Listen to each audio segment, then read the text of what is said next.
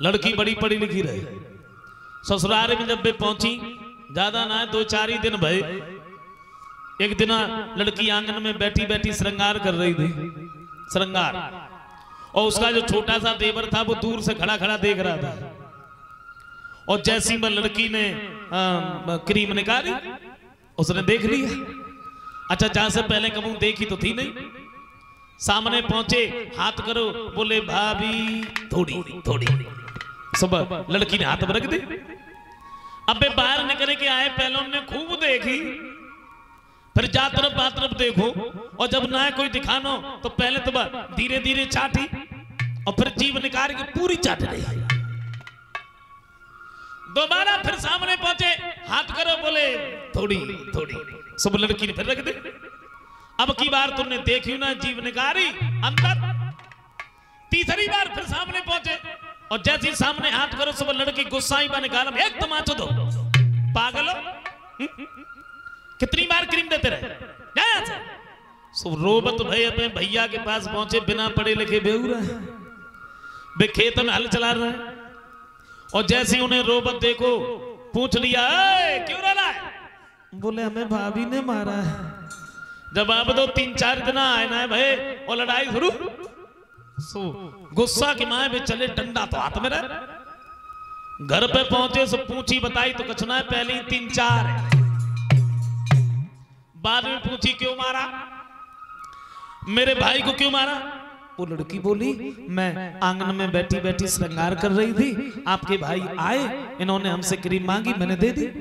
दोबारा फिर आए, दोबारा फिर क्रीम मांगी, मैंने फिर दे दी। अब तीसरी बार फिर आ गए। अब बताइए मैंने कितनी बार क्रीम देती रहती, इसलिए मैंने मार दिया। अब जान तो बेचारे बेऊ न रहे। बोले जा होती कहाँ है, कैसी होती हमें दिखाओ। सुबह लड़की भीतर गई, सिंगारदानी में से क्रीम निकाल के लाई, सुन के हाथ में धरी, और पहले उन्नू खूब देखी, बाकी बाद में धीरे धीरे उन्नू चाटी।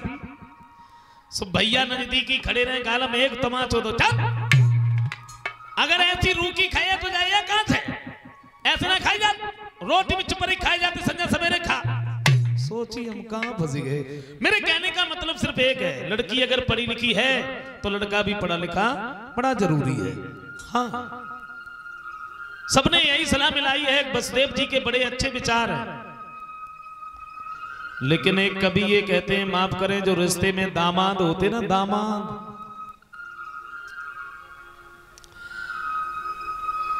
काका कवि तो ये लिखते हैं कि बड़ा भयंकर जीव है इस जग में दामाद। हाँ, ठग ठग कर सास ससुर को कर देता बर्बाद, और कर देता बर्बाद। आप पियो न खाओ, मेहनत करो कमाओ, बस इनको देते जाओ, कितना भी देते रहो तृप्त हो ना शख्स, तो फिर ये दामाद है अथवा लेटर बक्स, पता ही नहीं लगता है। एक कवि तो ये कहते हैं कि दामाद भी एक प्रकार के नहीं होते, फिर बोले 3 प्रकार के होते हैं। वो कैसे? पहले बोले दामाद, दूसरे बोले दमदुल्ली, तीसरे बोले दुल्ली। दामाद तो बे होते, साल 2 साल बाद गए, बढ़िया भाई मिठाई लेके गए, रात भर रुके तो रुके, सवेरो ना होता सब पहले उठे चले आए। कौन देखो कौन ना देखो, बड़ी खुशामद हो, तो कौन आए? बोले दामाद जी आए। और दमदुल्ली महीना में 1.5 महीना में गए, 15-20 दिन ससुराल में खूब रुके। हाँ, दुल्ली न की तो कुछ कहो ही मत। 4 दिन अगर घर पे तो 40 दिन ससुराल में। सालने के संगम कहूं गेहूं कटवाता है, कहूं मकान रवाता है। हाँ, और अब तो कुछ कहो ही मत।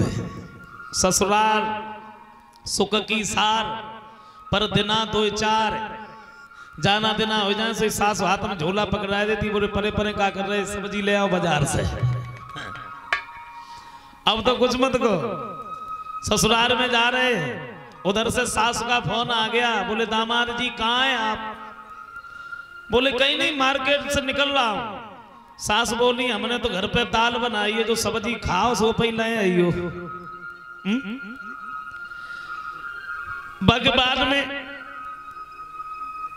साले आ गए, बोले कौन है, किसका फोन है? बोले दामाद जी का। थोड़ा थोड़ा हमें भी दो।